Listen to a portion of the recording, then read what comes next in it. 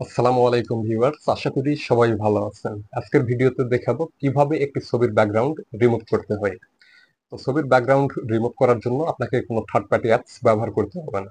তো ভিডিও শুরু করার আগে আপনাদের কাছে ছোট্ট একটি রিকোয়েস্ট, আপনি যদি চ্যানেলে নতুন হয়ে থাকেন অবশ্যই সাবস্ক্রাইব করবেন আর ভিডিওতে একটি লাইক দিয়ে পাশে থাকবেন। তো কথা না বাড়িয়ে চলে যাচ্ছি মেন ভিডিওতে।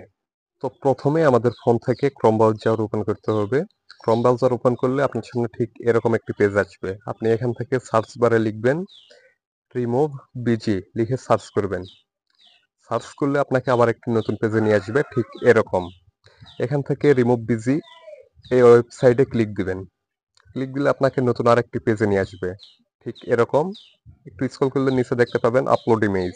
আপনি এখান থেকে আপলোড ইমেজে ক্লিক দিবেন। ক্লিক দিলে আপনার গ্যালারির যত পিকচার রয়েছে সবগুলো শো করবে। তো আপনি যে পিকচারটির ব্যাকগ্রাউন্ড রিমুভ করতে চান সেই পিকচারটি সিলেক্ট করে নেবেন।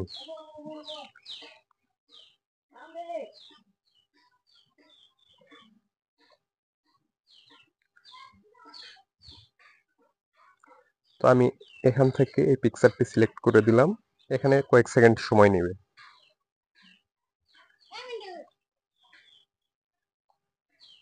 দেখুন, ছবির ব্যাকগ্রাউন্ড কিন্তু অটোমেটিক রিমুভ হয়ে গেছে। তো এই ছবিটি ডাউনলোড করার জন্য নিচে ডাউনলোড অপশন দেখতে পাচ্ছেন, এই ডাউনলোডে ক্লিক দিবেন।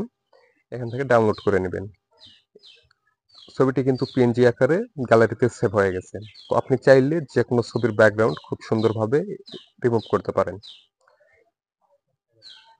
ওকে, তো আজকের মতো এখানেই বিদায় নিচ্ছি। দেখা হবে আবারও পরবর্তী কোনো নতুন ভিডিওতে।